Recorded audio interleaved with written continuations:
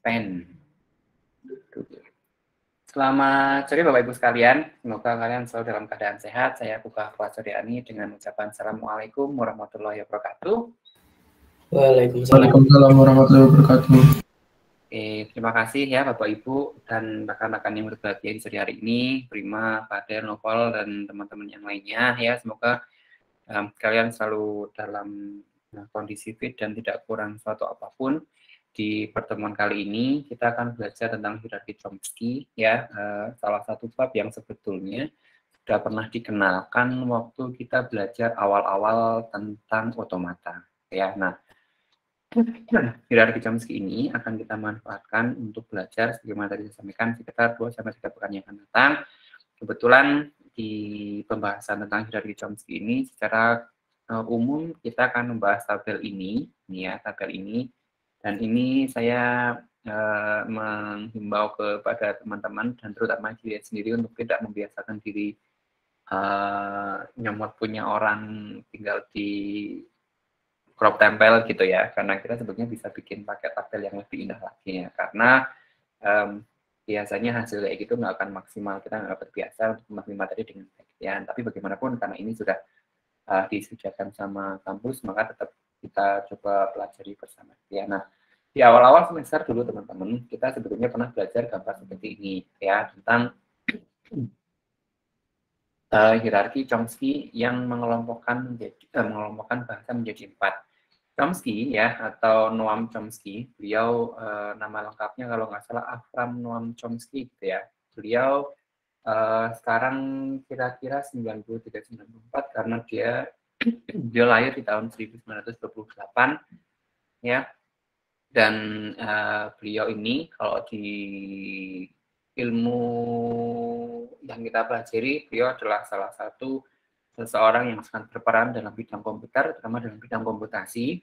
Tapi beliau juga sebetulnya adalah ahli bahasa atau linguis ya. Jadi dari kemampuan beliau dalam hal bahasa dan juga dalam bidang komputasi, kemudian beliau ini mencoba mengelompokkan ya bahasa yang dikenal di dalam otomata menjadi 4 kelompok seperti ini. Ya, nanti akan kita coba bahas satu persatu secara sekilas teman-teman ya. Mungkin nggak akan sampai dengan aturan produksinya di aturan produksi nanti dibahas semuanya, tapi hanya dengan sekilas saja. Kemudian kita akan bisa mulai membahas hierarki Chomsky ini dengan beberapa contoh gitu ya. Kalau dari skenario yang diberikan sama slide ini itu ya, tata bahasa atau nanti akan kita sebut sebagai grammar teman-teman ya.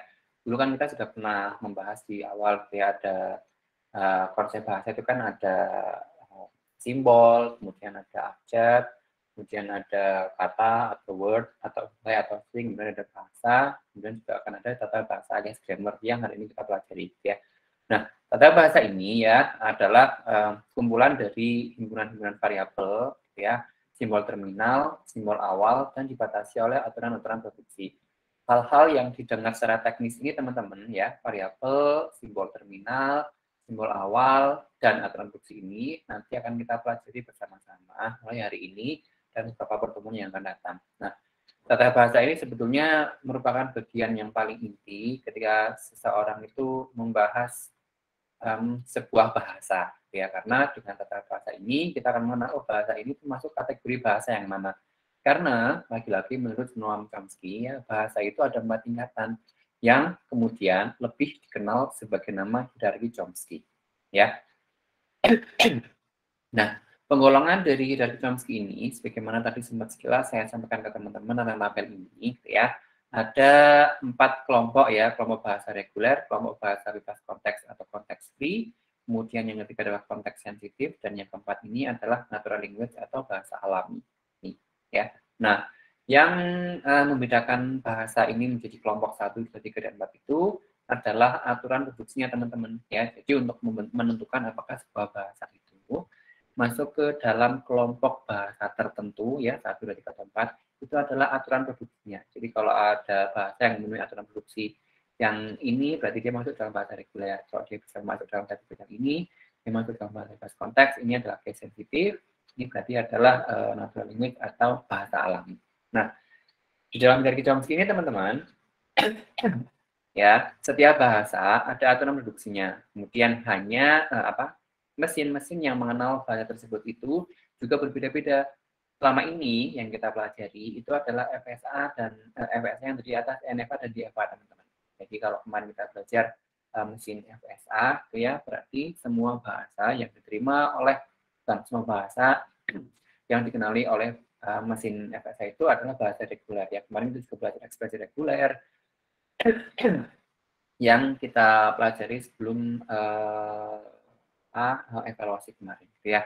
Nah, di dalam aturan produksi ini teman-teman akan mengategorikan sebuah bahasa ini masuk kelompok yang mana, ya. Sebelum ke sini mungkin saya membahas aturan produksi dulu, ya. Di sini teman-teman kalau tadi saya sampaikan ya bahwa aturan produksi ini adalah sebagai pusat di tata bahasa, tuh ya. Kenapa? Karena dia akan mengategorikan sebuah bahasa itu masuk dalam kelompok yang mana. Ini penting teman-teman, kenapa? Karena tidak setiap mesin dalam otomatis itu mengenal bahasa yang sama, ya.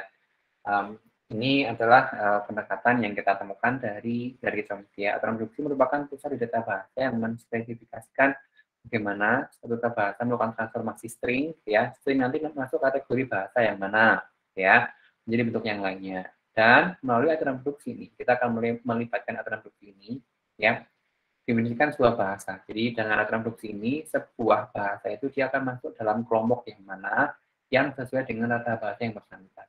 Nah, bentuk umum dari grammar atau tata bahasa itu adalah seperti ini, teman-teman. Ya, jadi ini adalah alfa, ya, di sebelah ini adalah alfa, di sebelah sini adalah beta. Cara membacanya beragam, ya. Ada yang membacanya adalah alfa memproduksi beta, boleh. Alfa menurunkan beta, boleh. Alfa menghasilkan beta, boleh. Ya, jadi di beberapa referensi ada yang menyatakan bahwa tanda seperti ini, ya, pelafalannya itu adalah alfa menghasilkan beta, ya. Ada yang menerjemahkan sebagai alfa memproduksi beta, dan juga ada yang membaca level sebetulnya adalah alfa menurunkan beta, ya. Nah, dari bentuk umum ini teman-teman, kemudian kita akan mengenal simbol-simbol. Kalau tadi di awal kan disebutkan simbol-simbol, ya.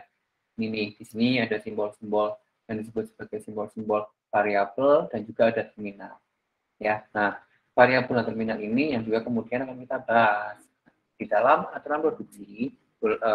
Kita harus belajar aturan produksi ini, teman-teman. Jadi hari ini ya kita belajar tentang bahasa reguler dulu. Aturan produksi itu bahasa reguler sekilas saja, ya.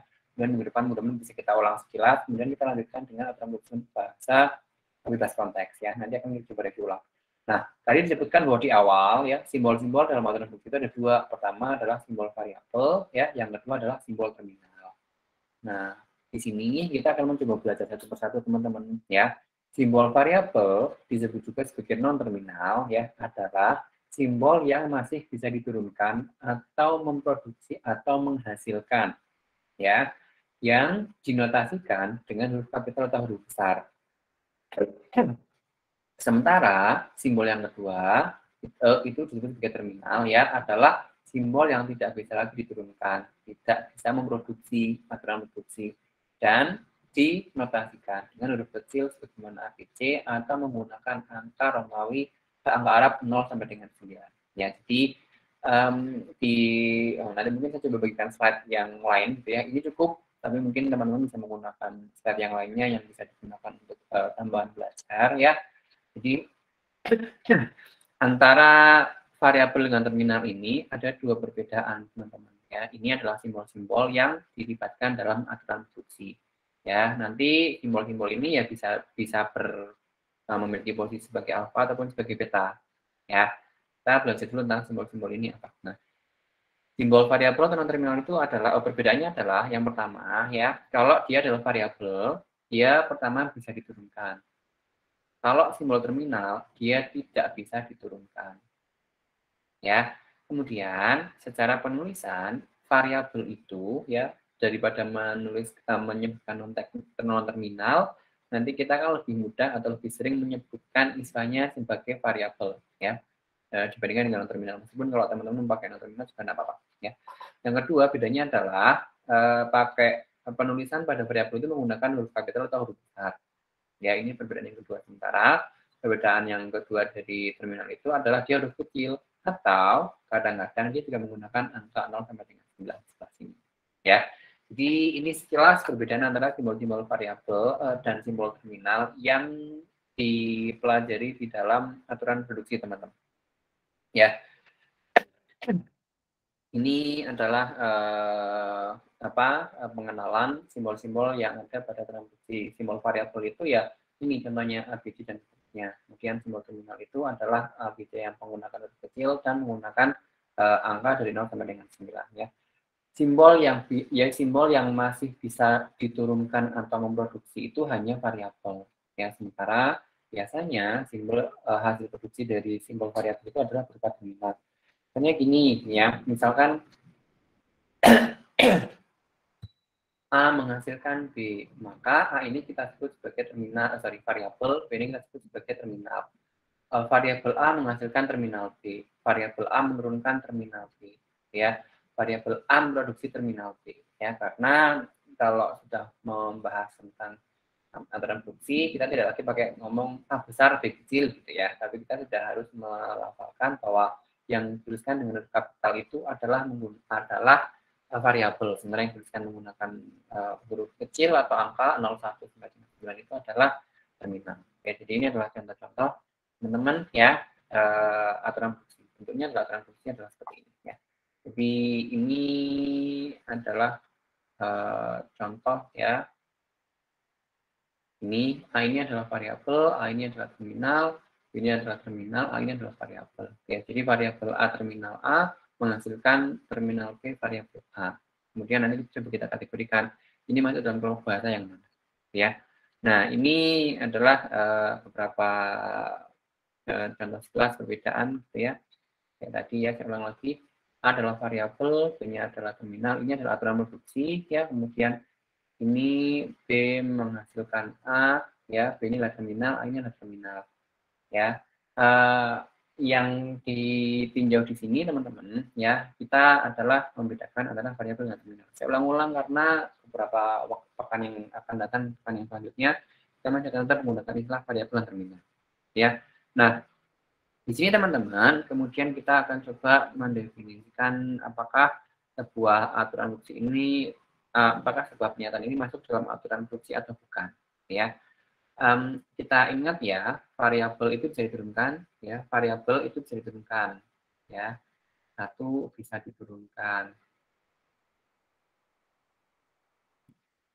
Dan yang kedua, variabel itu bisa dituliskan, bukan bisa ya, dituliskan dengan huruf kapital. Jadi salah satu ciri dari aturan produksi itu adalah bentuk alfa menghasilkan beta, alfa memproduksi beta. A menurunkan beta itu adalah alfa ini adalah simbolnya adalah berupa variabel, teman-teman.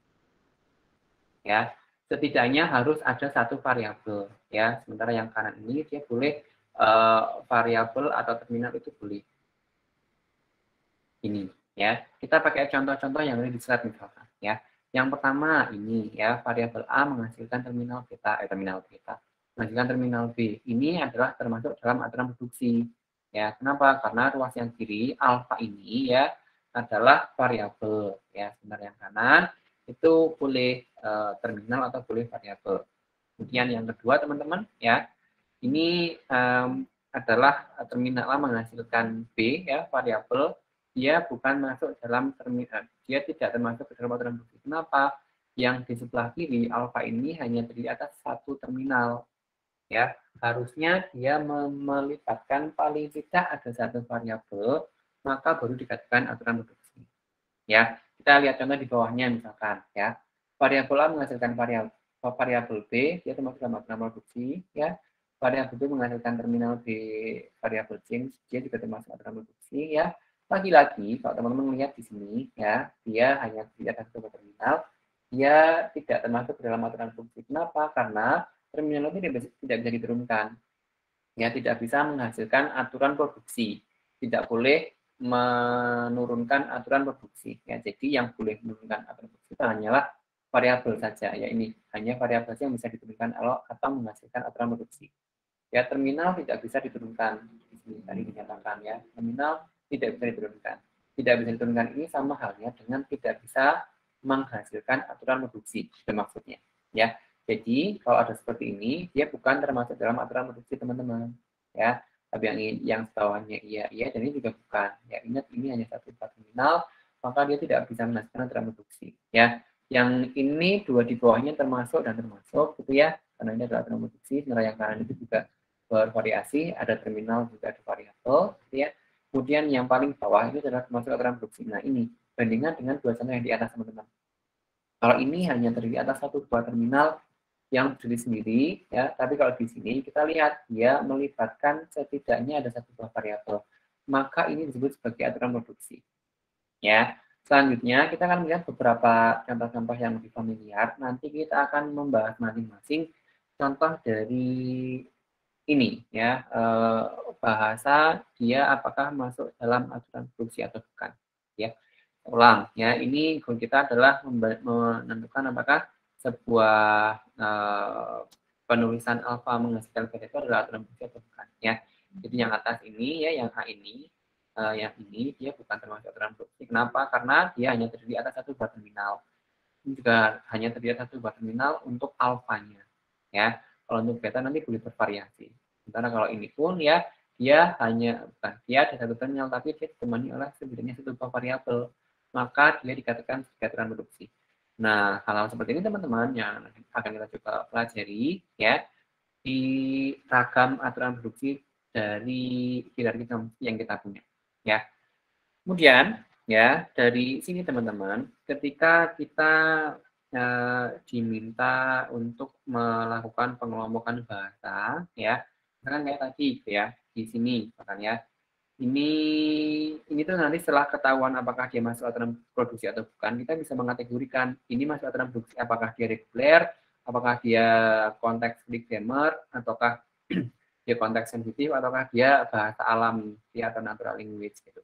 Ini masuk dalam kategori yang mana? Apakah reguler, apakah konteks free grammar, apakah konteks sensitif, atau bahasa alami alias natural language? Kita lihat dulu, ya. Jadi masing-masing dari kelompok yang dinyatakan sebagai aturan produksi ini, maka bisa jadi masuk dalam kategori salah satu ini, ya, dan dia tidak bisa masuk dalam kategori yang lain. Jadi satu aturan produksi itu hanya akan ada masuk ke dalam satu kategori di antara 4 kelompok bahasa yang sudah disusun oleh Chomsky alias Hierarchy Chomsky di layar yang sedang teman-teman pelajari di sebelah sini, ya. Nah, ini ketika teman-teman nanti punya sebuah aturan produksi, misalkan gini, ya, variabel A menghasilkan terminal B, variabel A, terminal A. Nah, ketika teman-teman menemukan contoh seperti ini, kita harus tahu aturan produksi ini dia masuk dalam kelompok bahasa yang mana? Apakah reguler, apakah bebas konteks alias konteks free, apakah konteks sensitif, ataukah natural language atau bahasa alami. Caranya adalah dengan memperhatikan batasan dari aturan produksi yang diberikan teman-teman, ya. Jadi kolom sebelah kanan ini adalah kolom yang sangat penting. Kenapa? Karena dengan mempelajari batasan aturan produksi kita akan tahu dia masuk kategori yang manakah, yang mana, apakah reguler, apakah free grammar, dan seterusnya. Ya. Nah, kalau teman-teman diminta untuk mengelompokkan bahasa, itu diurutkan dari tata bahasa yang aturannya paling banyak. Dalam hal ini, kelompok bahasa yang aturannya paling banyak itu adalah bahasa reguler, teman-teman. Syarat untuk menjadi bahasa reguler itu ada dua. Yang pertama ini, gitu ya, alfa adalah sebuah simbol variabel. Ya, tadi alfa menghasilkan beta. Rumusnya kan gini, untuk umumnya kan gitu ya. Alfa adalah sebuah simbol variabel. Ya, jadi alfa ini sudah harga mati harus hanya terdiri atas satu buah simbol variabel saja. Nggak boleh lebih dari satu variabel, gitu ya. Meskipun nanti contoh-contoh selanjutnya akan kita lihat perbedaan di antara masing-masing kelompok bahasa ini masuk kategori yang mana, ya. Syarat yang pertama adalah alfa, sebuah simbol variabel. Syarat yang kedua, ya, dari beta ini ya maksimal memiliki sebuah simbol variabel. Maksimal memiliki sebuah simbol variabel yang bila ada posisi variabel itu harus di posisi paling kanan. Ya, jadi yang pertama adalah alfanya adalah sebuah simbol variabel atau huruf besar karena dia harus diturunkan. Sementara betanya itu adalah maksimal memiliki sebuah simbol variabel yang kalau ada simbol variabel itu terletak di bagian paling kanan dari aturan produksi yang diberikan. Gitu ya. Kemudian bahasa yang kedua, jadi syarat untuk aturan produksi bahasa reguler ya yang dikenal oleh FSA ini ada dua, ada alfa dan betanya.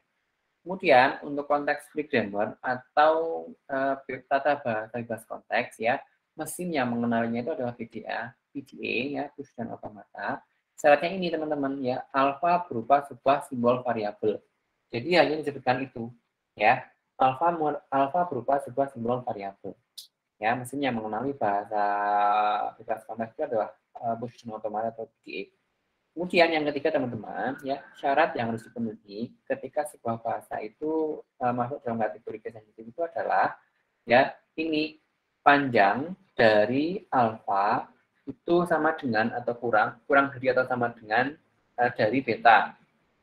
Ya, jadi alfa dan betanya ini tanda ini harus diperhatikan teman-teman ya, ini menyatakan panjang dari dan panjang dari itu adalah kurang dari atau sama dengan. Jadi ya alfanya itu dia tidak bisa lebih besar dari betanya, kurang lebih begitu ya. Nah, mesin yang mengenali konteks itu adalah linear bulat otomata. Kita tidak membahas bab ini teman-teman ya. Kemudian yang tidak ada batasannya sama sekali itu adalah natural language atau bahasa alami ya. Di bahasa alami itu kan kayak bahasa yang kita omongin sehari-hari gitu ya, mau ngomong sama orang lain meskipun dia pakai logat yang berbeda, meskipun dia pakai istilah slang yang tidak sama, maka tetap dalam lingkup bahasa dan masuk dalam kategori natural language atau bahasa alami ya. Dan mesin yang menerima bahasa alami adalah mesin Turing ya, atau Turing machine yang kita akan coba belajar mudah-mudahan sampai ya di akhir semester nanti. Nah, ini teman-teman ya, jadi kalau sebuah bahasa itu kita diminta untuk menentukan ini masuk dalam kategori bahasa yang mana. Pertama cek dulu dari produksi, dari hierarki yang paling atas atau dari bahasa reguler alias bahasa yang syaratnya paling banyak dari aturan produksi. Kalau dia tidak masuk dalam kategori bahasa reguler, mungkin dia masuk dalam kategori bahasa bebas konteks. Ya, kalau nggak masuk berarti kita harus cek ulang lagi case sensitif, konteks sensitif atau bukan. Ya kalau bukan berarti dia baru masuk kategori bahasa alami. Karena kalau dibalik ya dari bawah ke atas nanti akan semuanya dalam masuk dalam kategori bahasa alami. Kenapa? Karena tidak ada batasannya, gitu ya. Padahal kita punya batasan, ya. Nah dalam hal ini teman-teman ya kita akan punya beberapa contoh ya. Misalkan ini alfa menghasilkan variabel A menghasilkan terminal B, variabel A dan terminal A. Kita cek, ya. Syarat untuk bahasa reguler itu kan alfa adalah sebuah simbol variabel. Memenuhi ini ya. Alfanya adalah sebuah simbol variabel. Ya, jadi bedakan antara variabel dengan terminal. Variabel itu kapital, terminal adalah kecil. Variabel bisa diturunkan, terminal tidak bisa diturunkan. Ya, terminal juga bisa dalam bentuk angka ya, tidak harus selalu kecil. Syaratnya adalah bahasa reguler itu adalah yang pertama, sebuah simbol variabel itu harus dimiliki oleh alfa. Betul ya, yang ini adalah dia adalah masuk dalam kategori bahasa reguler. Ini terpenuhi untuk bahasa reguler. Yang kedua, beta maksimal memiliki sebuah simbol variabel yang bila ada terletak di posisi paling kanan. Ya, kita lihat posisi paling kanan ini adalah terminal, sehingga ya variabel kebetulan variabel di tengah dan paling kanan adalah terminal, sehingga yang atas ini teman-teman dia bukan merupakan anggota dari bahasa reguler. Dia bukan reguler, ini dia bukan reguler, masih dia bukan reguler. Kenapa? Karena aturannya kan adalah alfanya harus terjadi atas satu buah simbol variabel, ya. B itu maksimal memiliki sebuah simbol variabel yang bila ada terletak di posisi paling kanan. Sementara kalau teman-teman lihat ya, variabel yang paling kanan, ya bukan. Elemen paling kanan dari aturan ini adalah terminal A, bukan variabel A. Sehingga dia bukan masuk dalam kategori bahasa reguler. Ya. Kemudian cek kalau bahasa reguler bukan, berarti dia mungkin konteks sensitif teman-teman. Ya, konteks sensitif benar nggak sih? Kalau aturannya ini begini ya, aturan dalam konteks itu adalah begini, alfa merupakan sebuah simbol variabel. Di sebelah kanan, betanya itu nggak ada definisi teman-teman. Ya, jadi mau betanya itu adalah ada variabelnya kah, ada terminalnya kah, turunan variabel atau terminalnya di atas kah, nggak masalah. Selama bagian dari alfa itu adalah simbol variabel.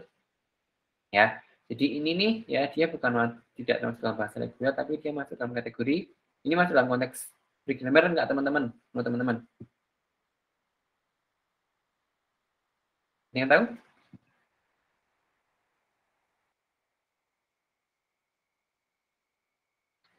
Ya.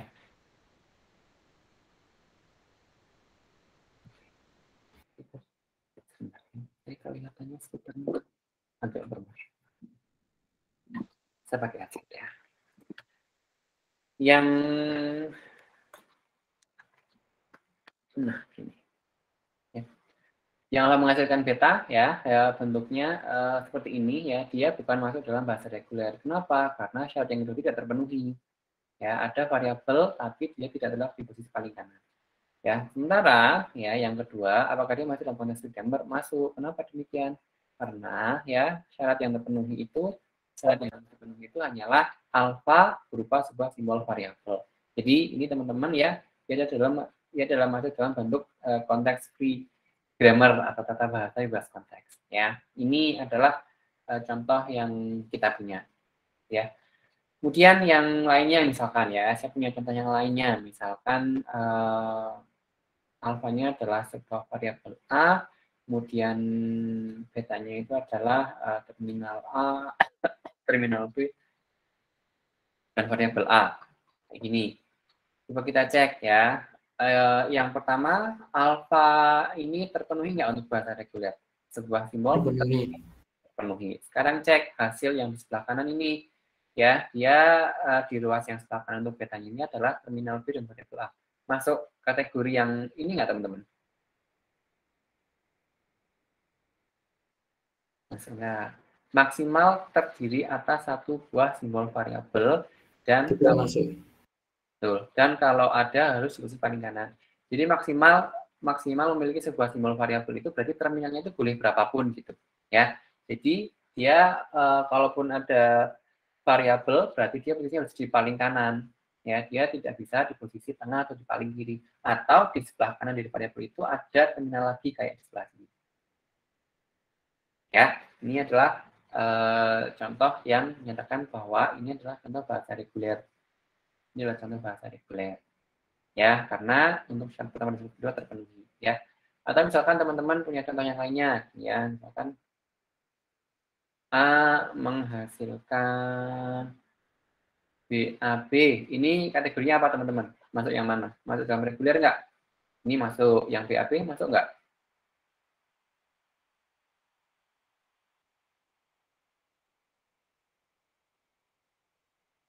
Masuk nggak?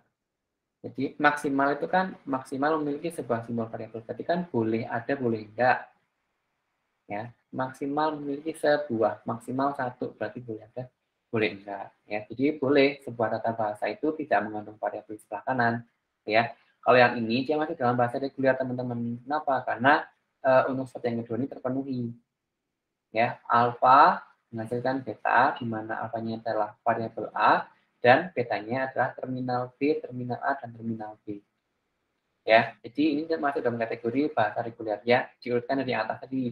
Yang ini dia bukan masuk dalam bahasa reguler, dia adalah dalam konteks free. Yang kedua ini dia adalah dalam kategori bahasa reguler, yang ketiga adalah dalam bahasa reguler. Ya, jadi bahasa reguler itu ya gini ya, dia boleh ada variabelnya atau tidak. Ya, tapi kalau tidak ada variabelnya berarti kan hanya ada terminal. Ya, boleh berupa huruf kecil atau menggunakan angka ya, kayak misalkan C menghasilkan 101A, ini juga dia termasuk ke dalam tata bahasa masuk dalam bahasa reguler ya. Atau C dia menghasilkan hanya 101 saja, dia sudah masuk dalam bahasa reguler ya, karena persyaratan terpenuhi ya. Karena kalau misalkan kita punya ya B menghasilkan variabel B, terminal A, terminal B. Ini masih dalam bahasa reguler nggak teman-teman? Tidak, Pak. Tidak. Ya, kenapa tidak? Ada yang tahu? Ada simbol variabelnya tapi tidak di sebelah kanan. Betul. Padahal memakai teman-teman jawab dengan benar karena variabelnya tidak terletak di sebelah paling kanan. Ya. Sekarang cek kalau dia bukan merupakan konteks free, turun ke bawah lagi yuk. Dia di kategori reguler, dia bukan. Di konteks free, kita cek. Di konteks free ini adalah alfa berupa sebuah simbol variabel. Syarat ini terpenuhi nggak untuk bebas konteks teman-teman? Yang ini masuk dalam kategori bebas konteks nggak? Terpenuhi nggak?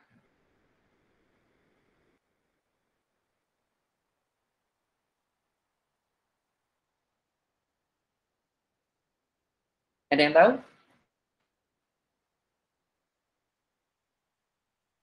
Ya, di bebas konteks kan gini ya, saya ulang. ya apa itu variabel B menghasilkan variabel B terminal A dan terminal B. Ya, ketika kita diminta misalkan ya teman-teman ada soal banyak kayak gini, ada variabel B menghasilkan variabel B terminal A terminal B, terus teman-teman diminta untuk menentukan ini nih masuk dalam aturan produksi yang mana, dalam bahasa yang mana, ya. Apakah dalam bahasa reguler, apakah dalam bahasa lintas konteks, apakah bahasa konteks sensitif, apakah bahasa language ini, ya aturannya kayak gini. Nah, kita cek, kita cek apakah dia memenuhi bahasa reguler dulu. Ya, saya ulang lagi, untuk menentukan sebuah bahasa ini masuk dalam kelompok yang mana, maka kita harus menentukan ya dari bahasa yang paling atas. Atas itu berarti dari reguler, bahasa konteks sensitif sama natural language. Ya, kalau bikin hierarki bentuknya seperti ini ya. Yang paling atas itu adalah bahasa reguler. Ya, bawahnya lagi dia adalah bahasa konteks free. Bawahnya lagi dia adalah konteks sensitif. Dan paling bawah ini adalah natural language atau bahasa alami. Oke, jadi kurang lebih bentuknya gini. Dan kalau kita mempunyai sebuah bahasa yang disebutkan dia masuk kelompok yang mana, dari atas ke bawah dulu. Apakah dia reguler? Kalau bukan reguler, mungkin dia adalah konteks free. Kalau bukan konteks free, mungkin dia adalah konteks sensitif. Kalau enggak, berarti dia pasti masuk dalam bahasa alami atau natural language yang tidak ada batasannya sama sekali. Ya. Jadi, kelompok yang ini, ya dia bukan reguler. Kenapa? Tadi Fajar menjawab bahwa dia ada variabelnya, tapi variabelnya nggak di paling kanan. Ya, berarti kalau tidak reguler, ya mungkin dia yang lainnya. Sekarang ke konteks free atau bebas konteks ya. Syarat dalam bebas konteks itu adalah hanya satu, alfanya berupa sebuah simbol variabel. Sebuah simbol variabel. Ya, jadi tidak boleh diikuti oleh terminal atau diikuti oleh variabel atau diikuti oleh terminal, diikuti oleh variabel. Ya, maka yang ini dia masuk dalam kelompok bebas konteks, teman-teman. Kenapa? Karena alfanya terpenuhi. Ya, alfa berupa sebuah simbol variabel. Ya, jadi ini adalah cara mengelompokkan dulu ya. Jadi kalau bukan reguler mungkin dia nggak konteks free ya. Kalau bukan konteks free. Kalau dia bukan konteks free mungkin dia adalah konteks sensitif ya. Mungkin tadi ada yang bingung gitu ya bahwa silakan. Kenapa? Pak, berarti untuk misal yang konteks free itu cuma ada variabel doang gitu, Pak? Betul. Tanpa ada bagian kanannya itu berarti sudah masuk konteks free? Atau terima kasih Noval. Kalau aturan produksi yaitu harus bentuknya alfa menghasilkan beta. Harus bentuknya adalah alfa menghasilkan beta. Kalau alfa saja dia bukan merupakan aturan produksi. Ya, ini bukan merupakan aturan produksi. Nah, kalau alfa menghasilkan beta berarti di dalam konteks free itu betanya dia nggak ada aturannya sama sekali. Ya, bebas, betul konteks free. Yang ditonjolkan oleh konteks free itu adalah alfanya ini loh. Alfanya itu harus terdiri atas sebuah simbol variabel. Karena tadi kan di awal kita punya contoh ya, variabel BA menghasilkan 101B misalkan ya. Nah, ini kan berarti kan dia tidak masuk dalam kategori alfanya satu variabel karena ada terminalnya, atau didului dengan terminal atau dan diakhiri oleh variabel ini ya. Ini juga bukan merupakan ini alfanya ya, betanya boleh terserah 01 misalkan ya. Ini juga bukan merupakan bagian dari alfa di konteks di sebelah sini gitu maksudnya ya, karena dia hanya berupa simbol satu variabel berupa sebuah simbol variabel. Itu teman-teman ya, semoga ini bisa lebih banyak memberikan contoh gitu ya. Nah, kalau bukan berarti dia mungkin masuk dalam konteks sensitif gitu ya. Jadi kemungkinannya dia diurutkan dari paling atas dulu ya. Karena tadi juga di kelas yang lainnya agak-agak bingung antara ini atau sebelah sini gitu ya. Kebetulan panjang alfa ini kan juga lebih pendek dari panjang beta ya. Ini juga benar ya, panjang alfanya 1, panjang betanya 3. Cuma kan kita tidak boleh langsung lompat dari reguler ke konteks sensitif sebelum kita ngecek konteks frekuensi. Gitu. Ya, nanti kita akan punya contoh-contoh latihannya. Jadi yang ini dia masuk dalam kategori bebas konteks atau konteks free, teman-teman. Ya, dia masuk dalam bebas konteks atau konteks free. Ya. Kemudian misalkan kita punya ya. Ini misalkan ada variabel A, variabel B menghasilkan sebentar. Terminal B, terminal A, variabel B. BAB dulu tadi ya, contohnya. Oke, ini masuk kategori reguler nggak? Masuk, Pak. Bahasa reguler, masukkah? Ayo, cek. Enggak, Pak. Reguler, oke, ada yang masuk, ada yang enggak. Kita cek ya. reguler itu kan syaratnya ada dua ya. Yang pertama ada alfanya, ada betanya. Alfanya itu adalah sebuah simbol variabel ya. Alfanya harus sebuah simbol variabel. Kemudian teman-teman melihat ya, di sini dia tidak bukan terdiri atas satu buah simbol variabel, tapi dua buah simbol variabel. Berarti syarat pertamanya sudah tidak terpenuhi. Gini, ya berarti kita next. Kalau sudah terpenuhi, kita next ke yang lainnya. Itu konteks free. Konteks free ini syaratnya hanya satu, teman-teman. Tapi dia dinyatakan bahwa alfanya harus berupa sebuah simbol variabel. Sebuah, ya laki-laki. Kalau dilihat, dia bukan sebuah, ya tapi dua buah. Sekarang dia berarti bukan konteks free. Turun lagi, teman-teman, ke konteks sensitif. Kira-kira syarat ini terpenuhi nggak, teman-teman? Panjang alfa kurang dari sama dengan panjang beta.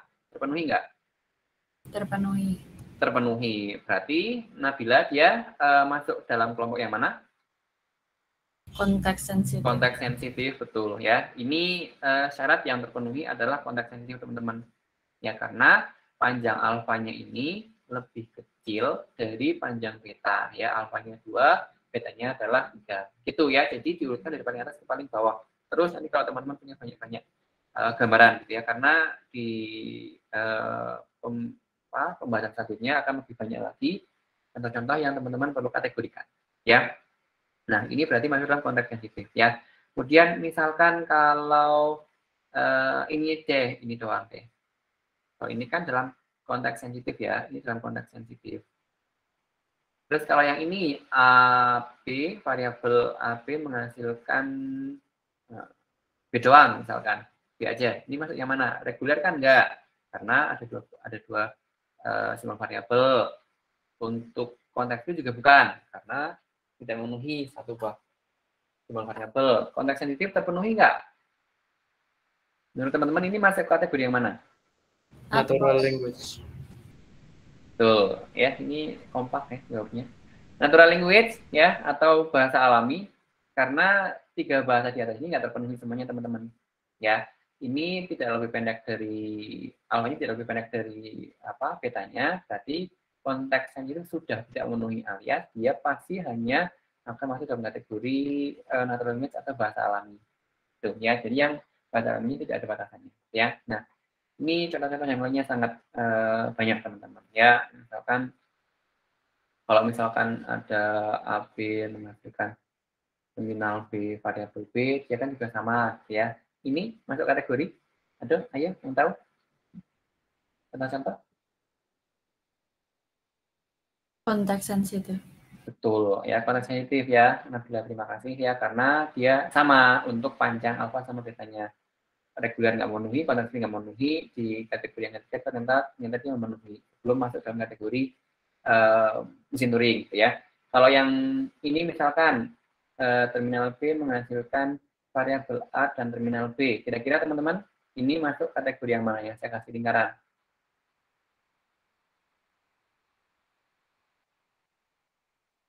Ini yang tahu? Konteks sensitif. Konteks sensitif karena lebih kecil alfanya, panjang alfa. Ya? Iya. Oke, ada yang punya opini lain? Ya, tadi Noval ya mencoba menjawab, ini adalah konteks sensitif. Ya, kalau kelompok yang ini teman-teman, ya ingat ya, tadi kita sudah membahas antara variabel dan terminal.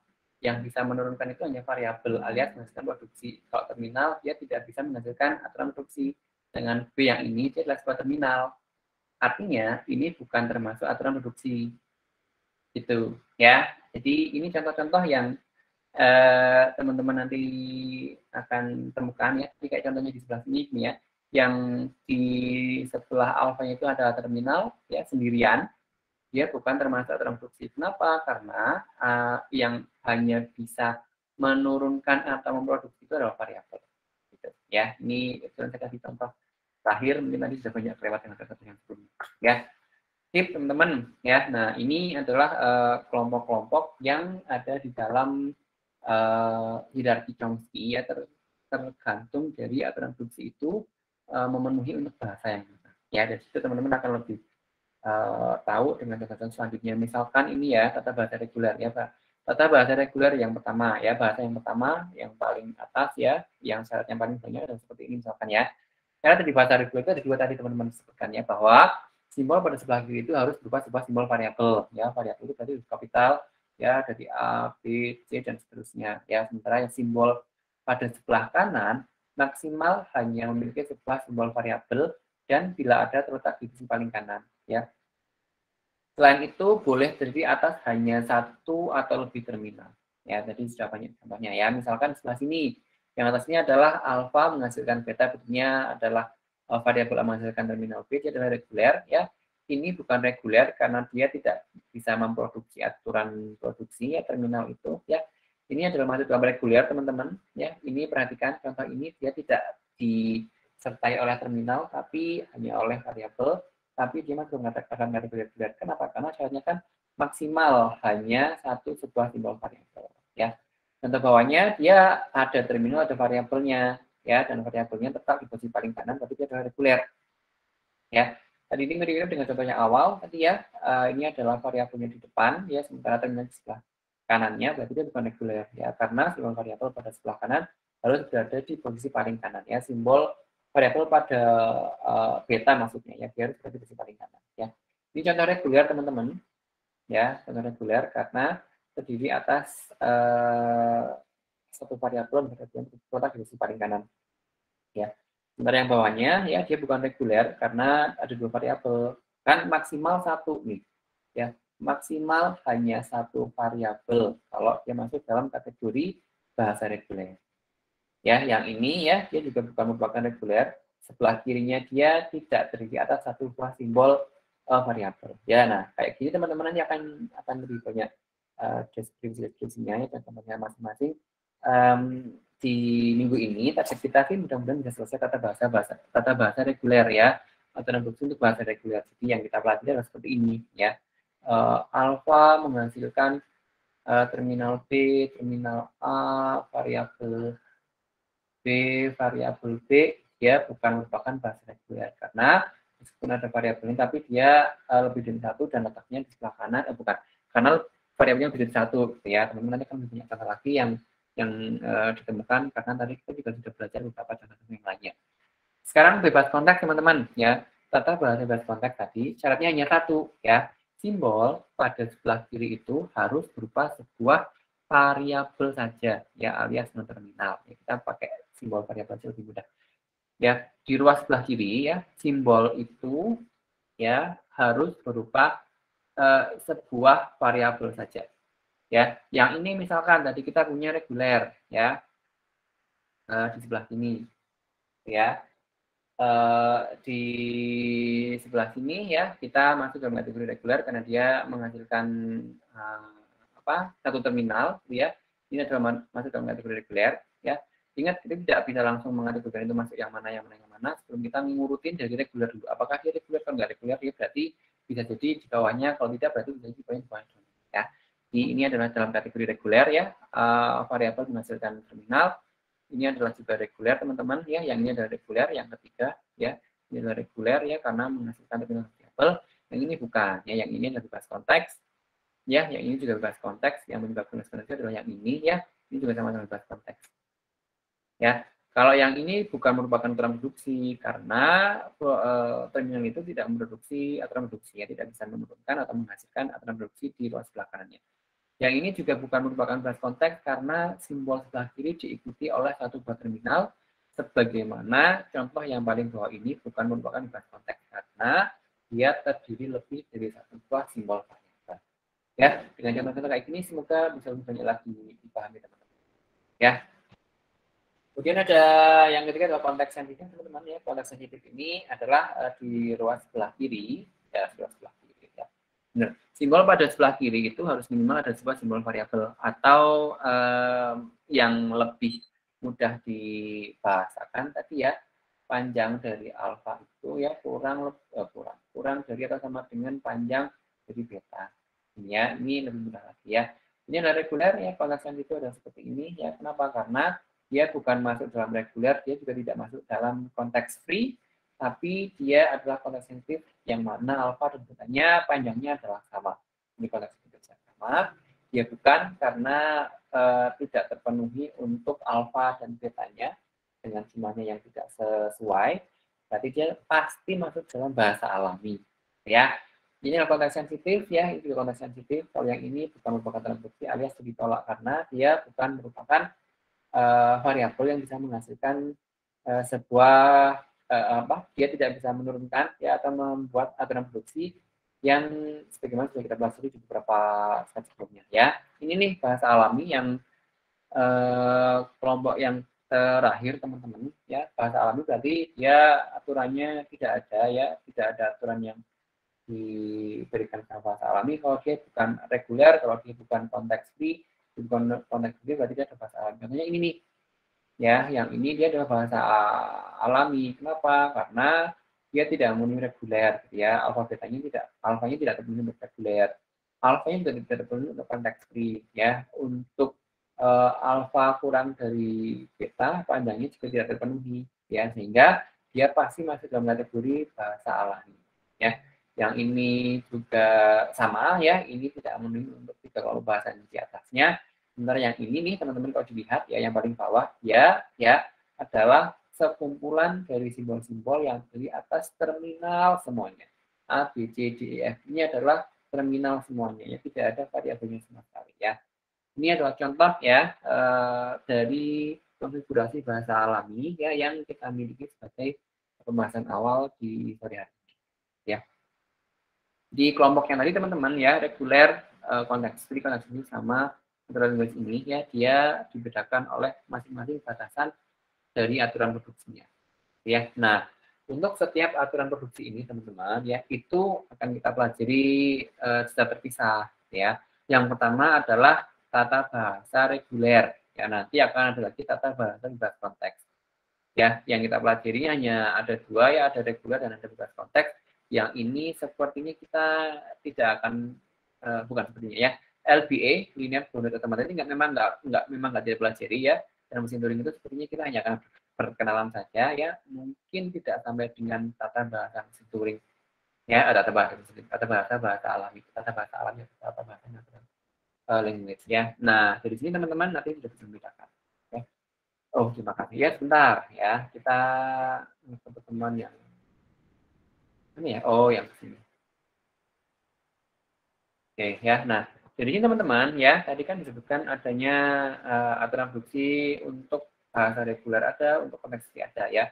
Tentunya di sini adalah aturan produksi untuk tata bahasa reguler, karena tata bahasa reguler itu adalah mesin yang bisa menerima atau membaca itu adalah FSA, maka boleh jadi judulnya adalah aturan produksi untuk satu FSA, ya. Jadi ini lebih tepatnya adalah aturan produksi untuk bahasa reguler kali, ya, karena nanti nggak ada pembahasan tata bahasa aturan produksi untuk bahasa alami, gitu, kayaknya kita belum. Ya, nah, ini kita hanya akan belajar sekilas, teman-teman, ya,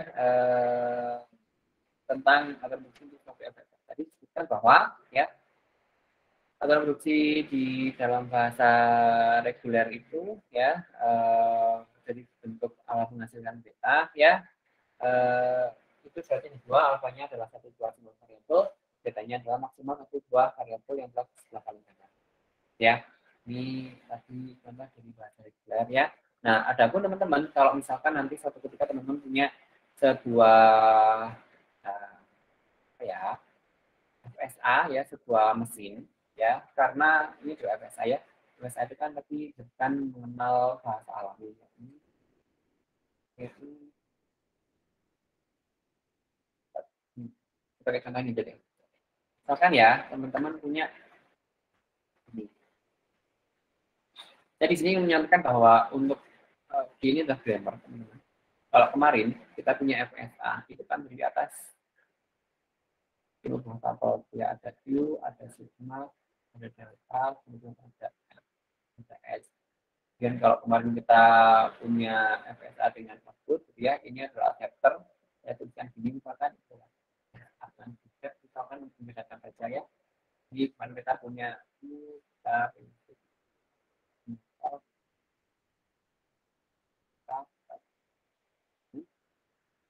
ya, ini adalah gambar FSA yang, ya. Adapun untuk Adapun untuk tata bahasa reguler itu bisa dinyatakan dengan buah tapel teman-teman ya. P ini adalah himpunan untuk variabel. Ini adalah variabel. Ya. Ini adalah variabel. Ini adalah terminal. Terminal variabel. Ya. Kemudian yang P ini adalah untuk aturan reduksi. Ya, variabel. Atau ini adalah aturan reduksi. Ini adalah simbol awal. Ya. Nah, kalau kita punya sebuah biasa, oke, kita tapel pakai FSI ya, atau kita juga bisa melihatkan adanya penulisan ya, kan 4 buah tabel P, T, U, dan X, jadi dan konteks. Ya, nah, sekarang ini teman-teman, saya punya contoh ya, ada buah ya, kan ada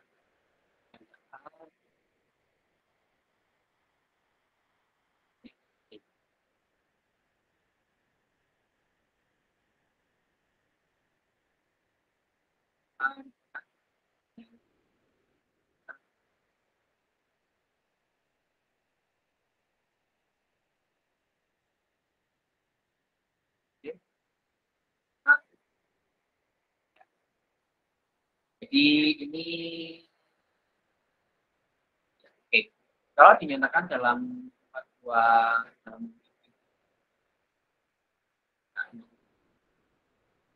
ya M punya A B dan kita punya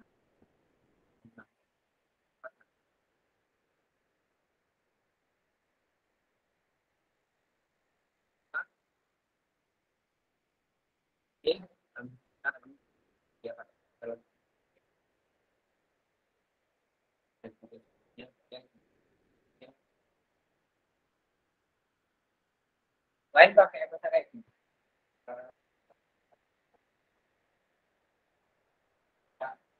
Kan ini ya yang mungkin penggunaan variabel nominal versus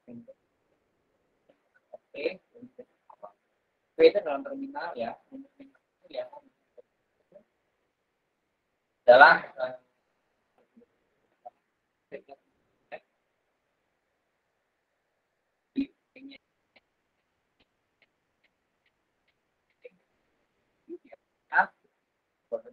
itu adalah yang kecil ya atau alfa, kalau ini adalah A dan B. Yang simbol awal itu adalah X, bukan himpunan ya. Ini adalah X, ini adalah A.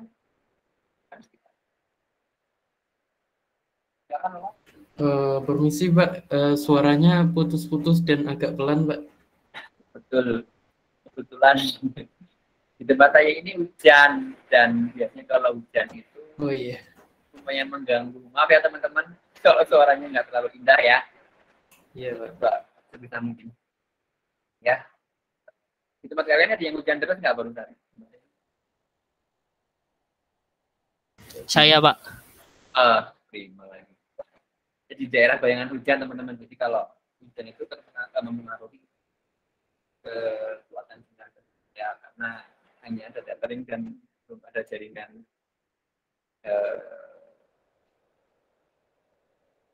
iya ternyata banyak ya nggak apa-apa wis ya tapi ini juga tapi nggak apa-apa wis teman-teman ini coba kita selesaikan sebentar aja ya nanti saya lanjutkan penata saya berikan rekamannya dan juga video untuk sore hari ini oke ya teman-teman saya ingin ini loh ya ingin menyatakan di sini bahwa kalau kita punya sebuah FSA ya FSA itu kan adalah mesin yang bisa mengenali bahasa reguler ya nah kalau kita punya FSA itu bisa dinyatakan menggunakan 5 buah tapel dari M ini ya M yang di sebelah sini ya atau bisa didefinisikan juga menggunakan D grammar dari tata bahasa reguler karena bab ini tata bahasa kan tata bahasa reguler ya BTS. Jadi kalau OP itu adalah yang dituliskan dengan nama set ya dari huruf A, B, C ya menggunakan huruf kapital atau sama dengan setnya. Simbol terminal itu yang dituliskan dengan huruf kecil yaitu AB atau bisa jadi angka 01 dan seterusnya 9 Kemudian simbol awal itu adalah A ya teman-teman. Ini state awal kita adalah A. Kemudian himpunan aturan produksi. Nah, aturan produksi ini yang sebetulnya menjadi awal untuk kita belajar tentang bab aturan produksi bahasa reguler. Ya, sebagai pengenalan saja teman-teman ya untuk menyatakan aturan dari di sebelah sini.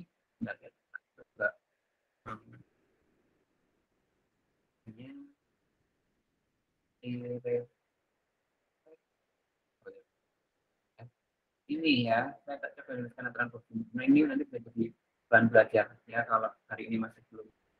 Saya maaf ya teman-teman, tapi kendalanya. Ya. Jadi aturan himpunan aturan produksi ini, saya ingin menggarisbawahi ini. Himpunan aturan produksi, saya mau nyari P-nya dulu. P-nya kan sudah, P-nya kan sudah, S-nya kan sudah oke semua. Ini kan P, P-nya yang kita cek ya.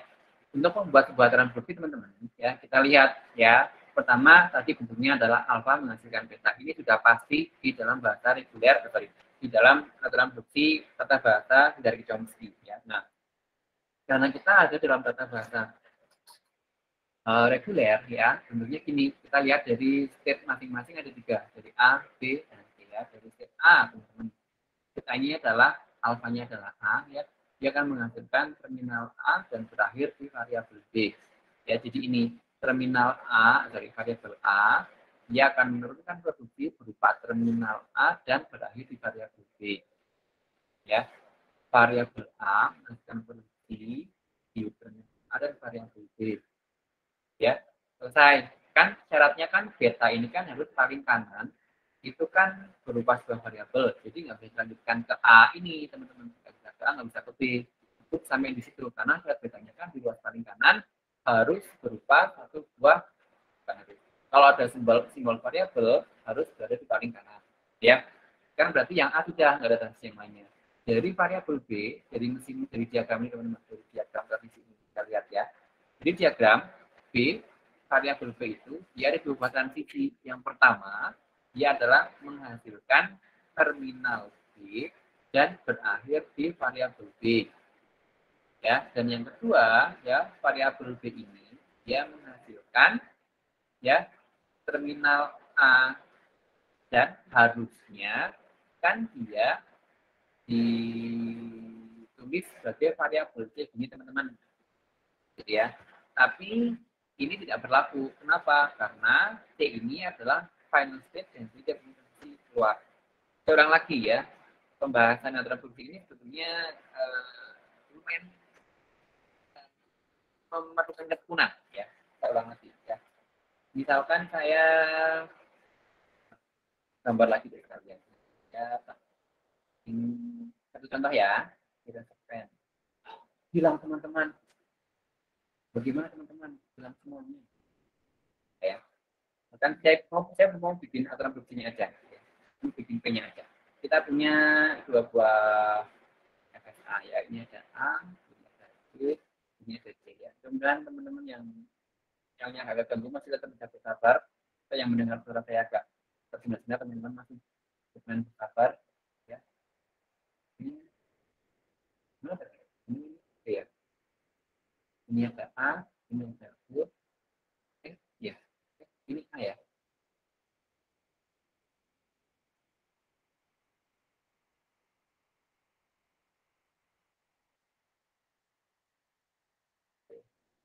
Ini ada A, ini ada B.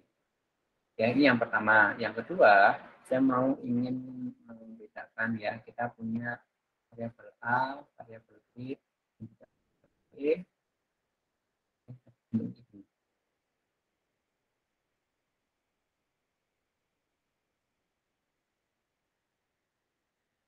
ini mau yang mirip, ini adalah A, ini adalah B, ini adalah A, dan ini adalah B. Ya, teman-teman, kita punya dua buah diagram transisi ya. Yang pertama yang saya masih di awal tadi ya. Kita mau bikin P aturan produksi dari mesin yang sama ini ya. Adalah pertama kita punya variabel A atau state A ya. Jadi variabel A ini kita menghasilkan aturan produksi terminal A dan berakhir di variabel B. Ya. pengujian dari variabel B. Kan ada dua panah dari B itu. Yang pertama adalah dari variabel B menghasilkan nominal B berakhir di variabel B. Yang kedua itu adalah variabel B menghasilkan terminal A. Hanya terminal A saja yang ditulis, variabel B-nya nggak ditulis. Kenapa nggak ditulis? Karena ya, variabel C itu adalah dia merupakan final state dan final state-nya tidak punya transisi keluar. Bedakan dengan contoh yang kedua teman-teman, yang bawah ini ya, yang bawah ya, ini adalah yang pertama. Nah, yang kedua inilah ya, pakai whiteboard. Yang kedua ini adalah kita punya variabel A menghasilkan terminal A berakhir di variabel B. Kita masih punya variabel B menghasilkan terminal B dulu ke variabel B. Variabel B ini menghasilkan terminal A dan variabel C. Ya, perhatikan ya, yang atas sama yang bawah, yang pertama sama yang kedua. Atas yang A ini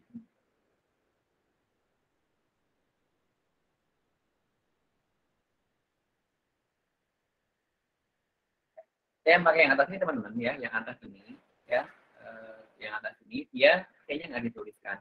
Sebentar yang bawah ini dituliskan. Ya, kenapa? Yang atas ini teman-teman, yang atas ini kenapa nggak ditulis? Karena kalau ada satu buah transisi yang menuju ke variabel ke sebuah state akhir dan state akhir itu tidak punya transisi keluar, maka variabel C-nya atau tujuan dari C itu kita tidak kita tuliskan. Ya. Sementara kalau kita punya transisi yang ini ya, yang B menghasilkan terminal A variabel C ini teman-teman, ya, dari variabel menghasilkan terminal A ke variabel C ini dituliskan di sini. Kenapa? Karena C-nya meskipun dia adalah state akhir, dia punya transisi keluar yaitu transisi B ini.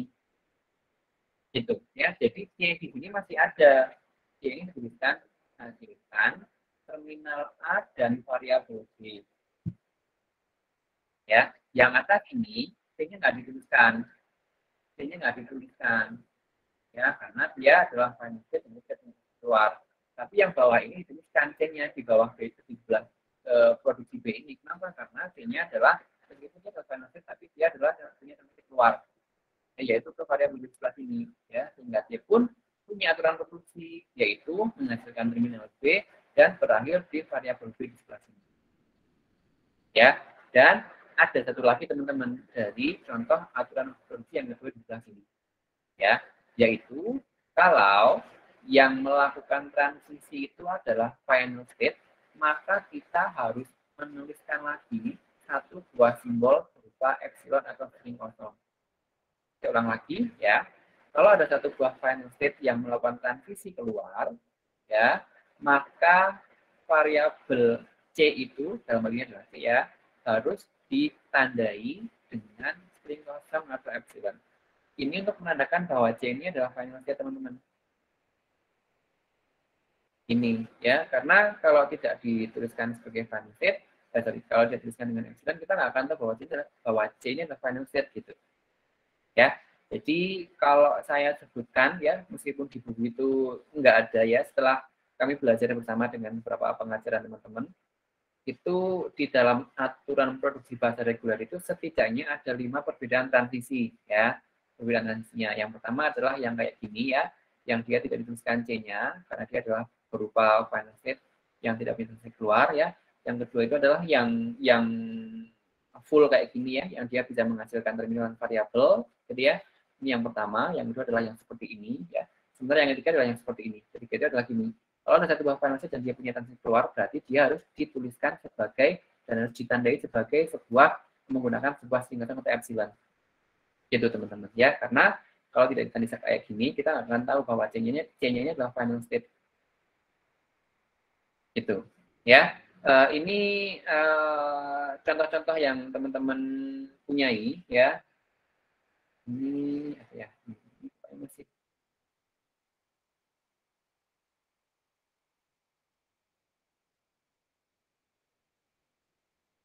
Sebentar, ini diminta untuk bikin. Oh iya, sebentar.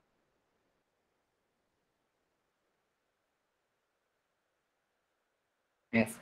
Saya pakai contoh yang lain teman-teman, ya. Misalkan gini, ya. Mungkin ini agak banyak kali ya. Yang ini nggak ada seperti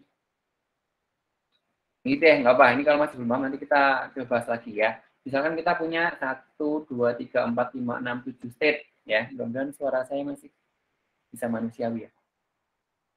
1, 2, 3, 4, 5, 6, 7 buah state ini ya teman-teman. Ya, nah kalau ada sebuah transisi ya, diagram transisi seperti ini teman-teman, kalau dia masih pun dalam bentuk variabel, ini artinya adalah T0, 1, 2, 3, 4, seterusnya itu, maka setiap set ini kita lambangkan, kita simbolkan dengan sebuah variabel teman-teman.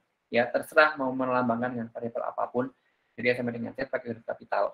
Ini Q0 ini final set ya, karena dia pakai double circle atau lingkaran ganda teman-teman. Ya, kemudian kalau misalkan di contoh set ini akhirnya dari Q0, Q1 sama dengan Q6 diubah jadi kayak gini nih ya. Ada F, A, B, C, D, E, dan F teman-teman. Ya, diganti menjadi seperti ini ya. Artinya dari tadi nama set sudah juga menjadi variabel-variabel yang akan kita gunakan ya. Kemudian teman-teman diminta untuk membuat aturan produksinya ya. Maka kita coba pelan-pelan ya. Ini ya. Pertama dari variabel S. Variabel S ini teman-teman, ya, variabel S ini dia punya berapa? Keluar ada 2 ya, ada B dan ada A di sebelah sini.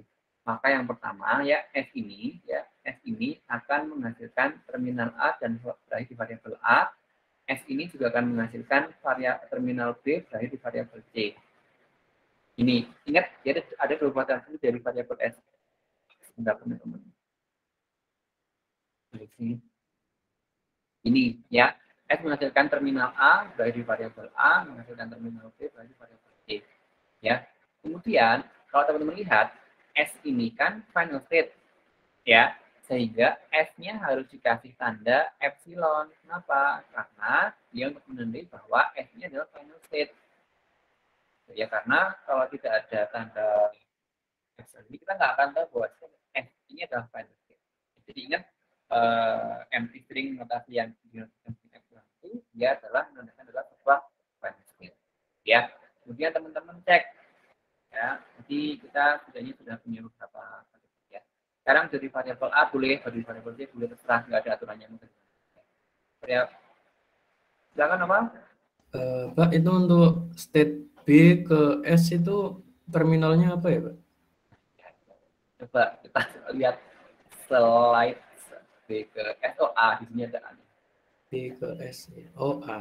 Ya, saya harus ngecek ulang karena kebetulan ya, dimanapun saja ini diberikan, tapi ada beberapa yang hilang notasi gitu ya teman-teman, maaf ya. Terima kasih koreksinya ya. Dari B ke S itu A ya guys. Ya. Nah dari A ke B ya dituliskan aja. A ini menghasilkan terminal B variabel B ya. Dan dari B tadi disebutkan ya menghasilkan terminal A ke variabel S. Yang belum berarti C ya. C ini dia menghasilkan B berakhir di variabel B ya. Sekarang lihat teman-teman, delta D menghasilkan terminal B berakhir di variabel S. Di delta ini kan juga menghasilkan ini nih, saya garis bawah ini, lingkaran ini teman-teman, lingkaran ini ya. Tadi ya, sekarang kalau ada seperti ini teman-teman, transisi dari satu buah variabel D menghasilkan terminal A dan variabel F panta ini ya, tidak kita tulis, tidak kita akui. Kenapa? Karena F atau panta ini dia adalah state biasa.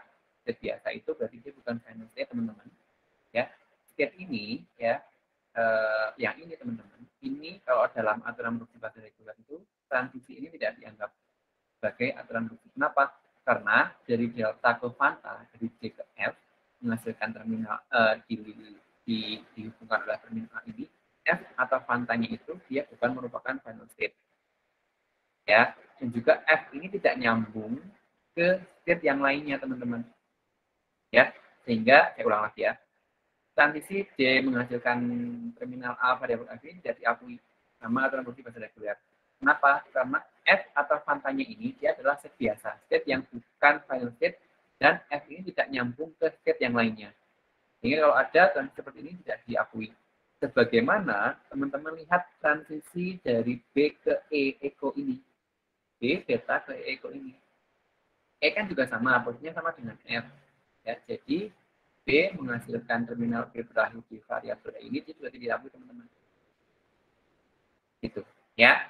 Jadi ini salah satu penanda bahwa sebetulnya ada setidaknya 5 jenis transisi yang bisa kita lihat dari contoh-contoh di aturan bahasa reguler. Ya, ini nih hasilnya B, C enggak ya? C menghasilkan B, D menghasilkan BS. Oh, ini teman-teman. Ini ada yang keliru nih. B menghasilkan BE ini harusnya nggak ditulis. Ya, nih teman-teman, saya cek ulang ya. Dari sini ya, yang dari buku yang kita pakai, rujukannya Pak Firar, kalau ada transisi seperti ini, transisi ini tidak diakui. Ya, A menghasilkan F ini tidak diakui, B menghasilkannya juga tidak diakui. Ya, sehingga kalau menurut rujukan yang kita punya di bukunya Pak Firar itu, aturan fungsinya hanya ini ya, S menghasilkan terminal A variabel A. Kalau ini kan ada dua, berarti ini kan atau S menghasilkan terminal A variabel A, atau S menghasilkan terminal B atau variabel C, atau S menghasilkan epsilon atau penanda sebagai benefit. Boleh dituliskan dengan satu garis tegak gini. Ini bacanya adalah atau. S menghasilkan terminal variabel A, atau terminal B variabel C, atau epsilon. Itu boleh. Jadi dirangkum cukup dengan satu buah variabel, menghasilkan beberapa aturan produksi. Ya, untuk variabel A yang di sebelah sini ya, dia menghasilkan terminal B dan variabel B. B-nya ini menghasilkan terminal A dan variabel S. Ya, yang C ini menghasilkan terminal B variabel D, dan yang D ini delta menghasilkan terminal B dan variabel S. Gini ya, ini adalah untuk P atau aturan produksi ya. Untuk tabel yang lainnya BTPS semuanya bisa ya. P-nya berarti adalah dari SABCD ya. T-nya berarti ada AB ya, S-nya berarti adalah S. Ya, ini teman-teman ya, ini sebagai contoh saja dulu ya. Kalau nanti masih ada yang perlu kita selesaikan, saya berharap minggu depan masih bisa kita review ulang. Terutama contoh yang ini nih. Kalau di sini tidak ada penjelasan, kok ini masih dibiarkan saja. Ya, kalau di bukunya Pak Firar, di referensi kita pakai, ini nggak ada. Jadi B hanya ke AS dan D hanya ke BS. Gitu. Ya, ini biar di catatan saya tak sampaikan ke koordinator, ya, tapi menurut buku yang kita pakai, nulisnya adalah gini. Ya, siapa tahu nanti ada referensi atau pembaruan dari otomatis atau produksi pasar reguler akan saya sampaikan ke teman-teman. Ya, ini ada contoh-contoh yang lainnya teman-teman yang lebih ringkas nanti bisa dipelajari lebih lanjut, gitu ya. Ya, ini pun masih tertuliskan. Apa ya? Ini biar jadi catatan saya. Ya. Nah, selain dari aturan produksi, selain dari FSA menghasilkan aturan produksi, teman-teman, dari FSA ya menjadi aturan produksi, kita juga harus bisa membuat mengubah aturan produksi menjadi FSA. Ya, gini. Oh, enggak ada. Oh, ini ya, dari aturan produksi menjadi FSA. Nah, ini teman-teman nanti saya yakin bisa, ya, karena ini misalkannya ada 3 buah variabel ya, ada S, ada A, ada B. Ya, kita lihat berarti setidaknya akan ada 3 buah variabel yang terlibat ya. Sama lihat jadi ada 0 ke ini, S menghasilkan 0 ke B. S menghasilkan. Statusnya apa? S berarti ini. S menghasilkan 0, dia berakhir di variabel B. S menghasilkan 1, berakhir di A.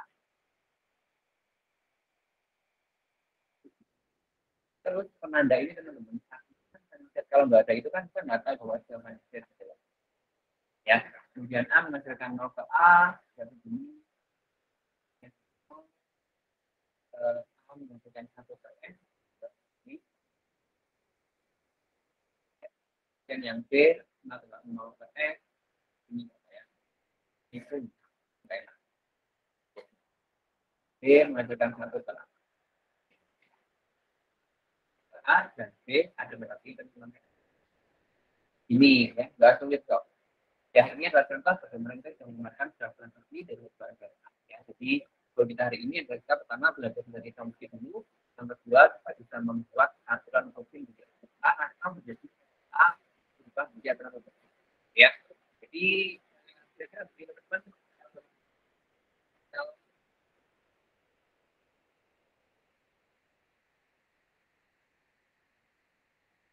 Iya, teman-teman. Ya,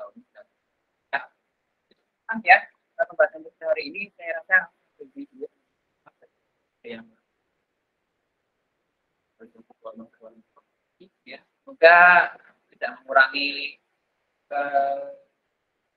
kebaikan dari sharing materi hari ini. Kita ikutin Bisa, Pak. ya. Kalau ada teknik, ada beberapa suara yang enggak betul. Lalu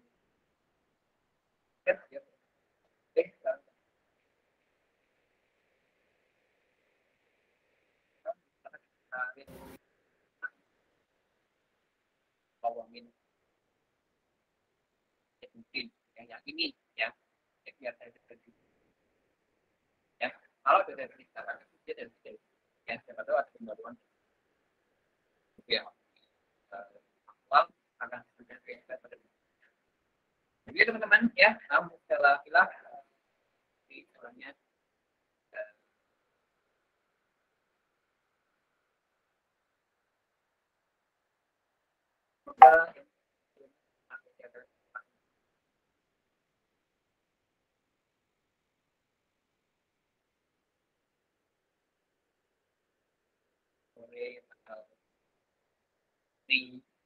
dan